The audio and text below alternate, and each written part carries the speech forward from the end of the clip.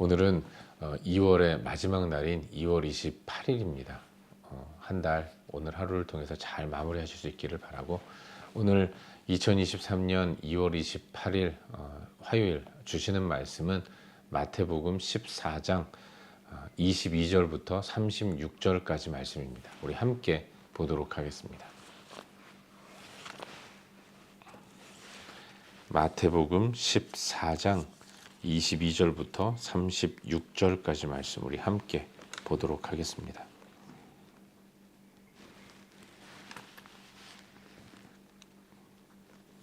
한 목소리 읽겠습니다. 예수께서 즉시 제자들을 재촉하사 자기가 무리를 보내는 동안에 배를 타고 앞서 건너편으로 가게 하시고, 무리를 보내신 후에 기도하러 따로 산에 올라가시니라. 저물매 거기 혼자 계시더니 배가 이미 육지에서 수울이나 떠나서 바람이 거스름으로 물결로 말미암아 고난을 당하더라. 밤 사경에 예수께서 바다 위로 걸어서 제자들에게 오시니, 제자들이 그가 바다 위로 걸어오심을 보고 놀라 유령이라 하며 무서워하여 소리 지르거늘, 예수께서 즉시 이르시되 안심하라, 나니 두려워하지 말라.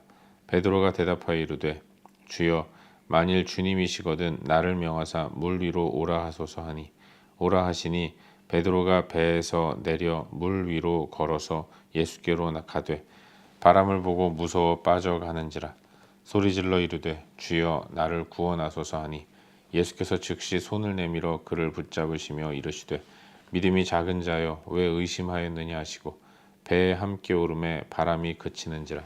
배에 있는 사람들이 예수께 절하며 이르되 진실로 하나님의 아들이로소이다 하더라. 그들이 건너가 게네사렛 땅에 이르니 그곳 사람들이 예수이신 줄을 알고 그 근방에 두루 통지하여 모든 병든 자를 예수께 데리고 와서 다만 예수의 옷자락이라도 손을 대게 하시기를 간구하니, 손을 대는 자는 다 나음을 얻으니라. 아멘. 우리는 요즘 계속해서 새벽 시간을 통해서 마태복음 말씀을 묵상하고 있습니다. 부활절 전까지 또 마태복음 말씀 묵상하게 되는데, 오늘은 어제 이어서 방금 읽은 말씀인 이 마태복음 14장 22절부터 36절까지의 말씀을 살펴보는 가운데 우리에게 주시는 은혜와 도전들을 함께 나누기 원합니다. 어제 묵상한 본문을 다시 한번 생각해 보면, 우리 예수님은 빈 들에서 모인 수많은 무리, 최소 2만 명 이상의 수많은 무리들을 떡 5개와 물고기 2마리로 배불리 먹이셨습니다. 또한 남은 것들을 거둘 때 12바구니의 차도로 풍성하게 먹여주신 것이죠. 결국 이걸 통해서 예수 앞에 나아갈 때 소망이신 예수를 통해서 우리는 만족함을 얻고 풍성함을 누리게 된다는 것을 보여주셨던 것이죠. 근데 사실 바로 이 모습이 이스라엘 백성들이 메시아를 통해 기대하는 모습이었습니다. 이스라엘 사람들은 하나님이 보내신 메시아를 통해서 그 옛날 다윗의 영광을 기대했던 것이고, 또한 배고픔을 해결하는 이런 모습을 바랬던 것입니다. 이런 민속 메시아 사상을 가지고 있었던 그들은 이제 그 예수님을 자기들의 왕으로 추대하려는 그런 움직임을 보였던 것이죠. 오늘 본문의 시작인 22절은 예수께서 즉시 제자들을 재촉해서 배를 타고 건너편으로 가게 하셨다라고 말씀하는 것으로 출발합니다. 왜 예수님이 제자들을 재촉해서 배에 태우시고 건너편으로 가게 하셨는가? 바로 이와 같은 이유 때문에 그랬던 거예요. 예수님이 이 땅에 이스라엘 백성들만의 왕으로 오신 것이 아니라 온 인류를 구원하시기 위해서 오셨고, 예수님의 구원은 당신의 죽음으로 이루어지는 것입니다. 그런데 이스라엘 백성들은 빈들에서 배고픔을 해결해 주시고 풍성함으로 공급해 주신 예수님을 자기들의 왕으로 삼아서 그렇게 하나님께서 정하신 길을 가기보다는 인간적인 자기들의 욕망을 채우려는 이런 욕심을 가지고 있었던 것이고, 그렇게 예수님께 열광하는 모습을 보고 예수님의 제자들 또한 거기에 부합해서 마음이 흔들리고 가야 할 길을 가지 못하는 이런 일이 벌어질까 봐 예수님은 서둘러 제자들을 재촉해서 배에 오르게 하셨고 건너편으로 떠나가게 하셨습니다. 예수님도 그들이 배에 떠나가는 모습을 보신 이후에는 무리들을 떠나서 산으로 올라가시게 되었던 거죠. 예수님이 산에 오르신 것은 기도하셨다는 것을 의미합니다. 주님은 무리들을 피해서 산으로 올라가셨고 그곳에서 한참을 기도하신 이후에 해가 저문 저녁이 되어서 제자들을 향해 나아가십니다. 근데 제자들은 그 시간 배 위에 있었어요. 해가 저물고 저녁이 찾아오고 밤이 되었지만 부는 바람으로 또 일렁이는 파도 때문에 배가 더 이상 진전하지 못하고 계속해서 한자리에 머물면서 그들을 고난 가운데 빠뜨린 것이죠. 예수님은 그렇게 바다 위에서 헤매는 저들, 그 배 위로 물 위를 걸어서 다가가셨습니다. 배 위에 있는 사람들, 제자들과 더불어서 배 위에 있는 사람들은 물 위를 걸어오시는 예수님을 첫눈에 알아보지 못하고 유령인 줄 알고 깜짝 놀랐습니다. 그때 주님은 제자들이 들리도록 안심하라, 내니 두려워하지 말라 말씀하십니다. 그렇게 예수님이 물 위를 걸어오시는 이 기적의 모습을 확인한 베드로가 예수님께 말씀하시기를 주님이시거든 나를 명하사 물 위로 오라 하소서, 이렇게 이야기를 하죠. 주님은 오라 말씀하십니다. 그래서 베드로는 물 위로 뛰어들어갔고 진짜로 물 위를 걷습니다. 하지만 금방 눈앞에 펼쳐진 바람을 보게 되었고 두려운 마음에 즉시 그 물 아래로 빠져들어가게 되는 거예요. 그러자 주님은 그를 붙들어 주시죠. 그러면서 믿음이 작은 자여라고 말씀하십니다. 사실 여기 믿음이 작은 자여라고 말씀하시는 것은 베드로를 향해 질책하기보다는 그냥 웃으시면서 가볍게 하시는 말씀이라고 여겨집니다. 어쨌든 예수님은 물 아래로 빠져들어가는 베드로를 붙드셔서 베드로와 함께 베드로가 원래 타고 있었던 배 위로 오르십니다. 그리고 부는 바람이 그치게 되는 거예요. 이런 놀라운 일을 목격한 배 위의 모든 사람들은 모두가 다 예수는 하나님의 아들이다라는 믿음의 고백을 하게 되는 것이죠. 주님과 제자들이 탄 배가 이제 건너편 게네사렛 땅에 도착을 합니다. 그곳 사람들은 예수님을 또한 알아보았고 각색 질병 들린 자들을 다 데리고 예수님 앞에 나옵니다.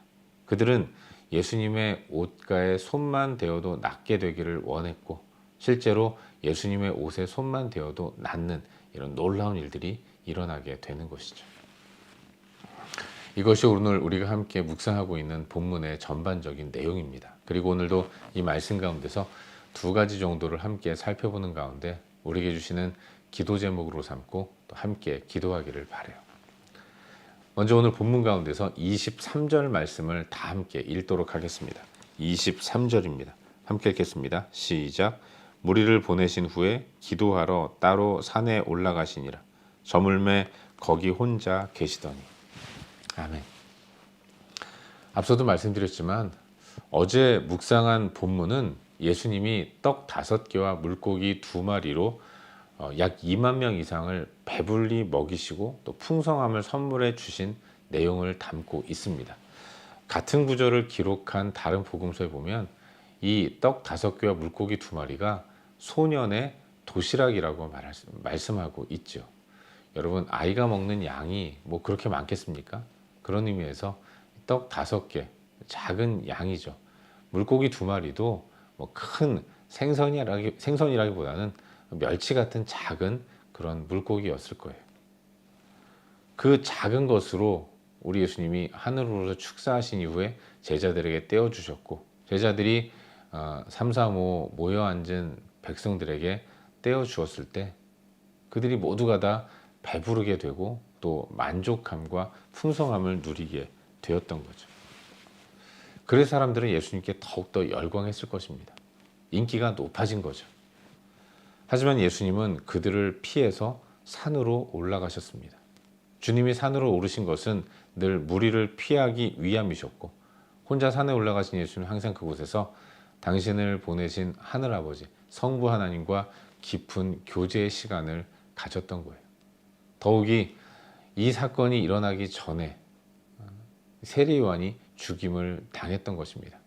당신의 길을 예비하기 위해 이 땅에 온 세례 요한이 그 사명을 다 마무리하고 이제 죽임을 당한 이 모습, 이 환경, 이 상황을 다시 한번 복귀하면서 예수님은 다시금 당신이 걸어가야 할 길, 그 길을 점검하고 또 하나님과 교제하는 시간을 가졌을 것입니다. 우리 예수님은 환경과 상황을 바라보는 것이 아니라 늘 당신께서 걸어가셔야 할 표대를 향해 늘 한 걸음 한 걸음 걸어가시는 모습을 보이셨다는 것을 생각해 보게 되는 것이죠. 우리 예수님은 눈앞의 현실에 마음을 빼앗기는 분이 아니셨습니다. 주님이 가셔야 할 길은 이미 처음부터 분명하게 정해져 있었어요. 주님은 온 땅의 구원을 위해 이 땅에 오셨고 그 구원을 이루기 위해서는 반드시 주님이 죽임을 당하셔야 했던 것입니다.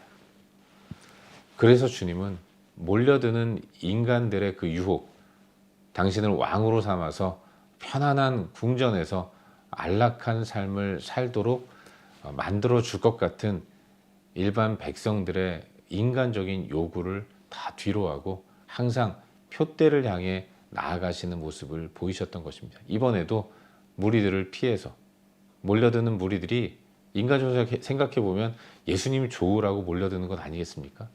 하지만 그 모든 것들을 다 유혹으로 인정하시고 그 유혹을 뿌리치기 위해서 산으로 올라가셨고 그들을 피해서 하나님과 깊은 교제의 시간을 가지셨던 것입니다. 교제를 통해서 당신이 가야 할, 바라봐야 할 표대를 다시 한번 바라보고 점검하는 그런 시간을 가지셨던 것이죠. 사랑하는 여러분, 일희일비하지 않고 오직 표대를 향해 나아가는 예수님의 모습이 오늘 우리 시대, 우리가 붙들어야 할 신앙의 참된 모습이라는 것을 묵상해 보게 됩니다.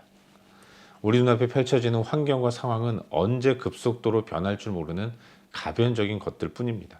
그걸 바라보고 의지하며 기대어 산다는 것은 그야말로 어리석은 일인 것이죠. 지금 잘 되고 잘 나간다고 해서 하나님과의 관계를 잃어버리는 이런 일들이 종종 있는데, 사업이 잘 되고 남이 알아준다고 해서 하나님과의 관계를 뒤로하고 그 일에만 몰두하는 경향이 종종 있는데, 그건 대단히 위험한 일이라는 사실을 우리는 잊지 말아야 하는 거예요. 주님이 우리에게 보여주신 모습, 처음부터 당신께서 걸어가시는 표대만을 바라보면서 좌로나 우로나 치우치지 않고 하나님과의 교제에 모든 삶의 우선순위를 두신 이 모습이 바로 우리가 따라야 할 제자의 모습이라는 사실을 잊지 말아야 하는 것입니다.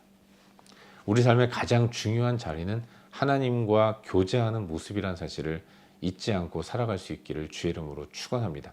전 시간을 다, 24시간을 다 하나님과 교제하면서 보낼 수는 없겠죠. 그러나 가장 중요한 우선순위의 자리는 바로 하나님과의 교제라는 사실을 잊지 말고 살아야 하는 거예요.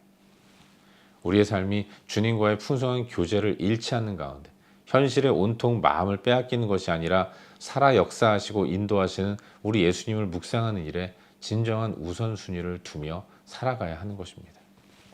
오늘도 그렇게 좌로나 우로나 치우치지 않고 더욱더 주님을 의지하는 그런 복된 삶을 사는 우리 모두가 될 수 있기를 주의 이름으로 축원합니다. 한 가지만 더 묵상하기를 바라는데요. 오늘 본문 가운데서 29절과 30절 두 구절 말씀을 함께 읽도록 하겠습니다. 29절과 30절입니다. 함께 읽겠습니다. 시작. 오라 하시니 베드로가 배에서 내려 물 위로 걸어서 예수께로 가되 바람을 보고 무서워 빠져가는지라 소리질러 이르되 주여 나를 구원하소서 하니. 아멘. 여러분, 함께 읽은 이 말씀은 물 위를 걷다가 빠지는 가운데서 다급하게 기도하는 베드로의 모습을 보여주는 내용입니다. 베드로는 물 위를 걸어오시는 예수님을 보면서 나를 명하사 나도 물 위를 걷게 하소서, 이렇게 예수님께 부탁하죠. 허락받은 그는 실제로 물 위를 걸었습니다.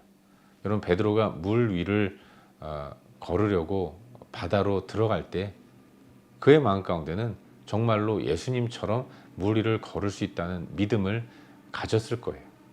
그래서 조금 걸었던 겁니다. 하지만 눈에 비춰진 부는 바람에 마음을 빼앗겼을 때 결국 물에 빠지게 되는 것입니다.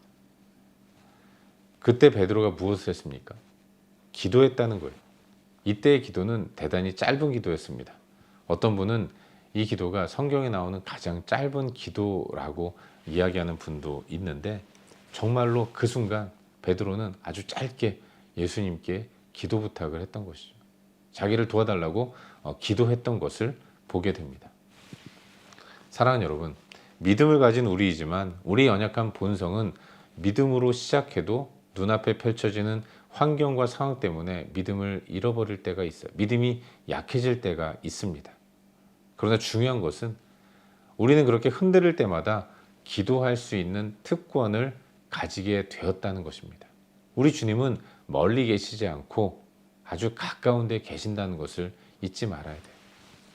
바람을 보고 무서워서 물에 빠지는 이 상황에서 베드로는 기도했습니다.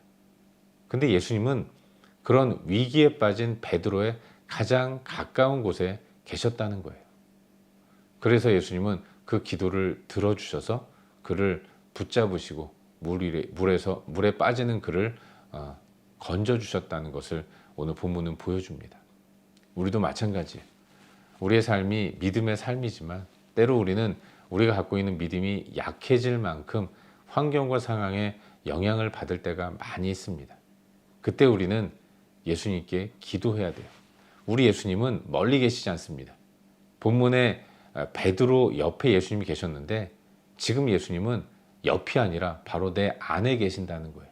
가장 가까운데 우리 예수님이 계시면서 나를 붙들어 주신다는 사실을 기억하고, 우리 눈에 펼쳐진 환경과 상황에 마음이 빼앗겨서 흔들리고 시험에 빠질 때 우리는 베드로가 했던 이 간단한 기도, 짧은 기도, 주여 나를 구원하소서, 이와 같은 기도를 주님 앞에 올려드려야 하는 것입니다. 주님은 그 기도를 들으시고 주님이 멀리 계시지 않고 바로 내 안에 계시기 때문에 순간순간 나를 도우시고 나를 건져주실 줄 믿습니다. 오늘 하루 내 안에 계시면서 나를 인도하시고 이끌어주시고 또 건져주시는 예수 그리스도를 깊이 묵상하고 또 붙들고 위기의 때마다 하나님 나를 건져 주시옵소서, 주여 나를 구원하소서, 이와 같은 기도를 올려드리면서 주님 안에서 주님과 함께 안전하고 복되게 살아가는 우리 모두가 될 수 있기를 주의 이름으로 축원합니다. 기도하겠습니다. 함께 기도할 때 오늘 주신 말씀 붙들고 기도하기로 나는데요. 주님 나를 구원하여 주시옵소서. 이와 같은 기도를 매 순간 올려드릴 수 있도록 도와주시옵소서. 이 시간 말씀 붙들고 함께 기도하기로 합니다. 또한 우리의 중보가 필요한 영역들을 위해서 기도하시고 또 각자 개인적인 기도 제목 가지고 기도하시다가 일상의 삶의 자리로 나아가도록 하겠습니다. 함께 기도하겠습니다.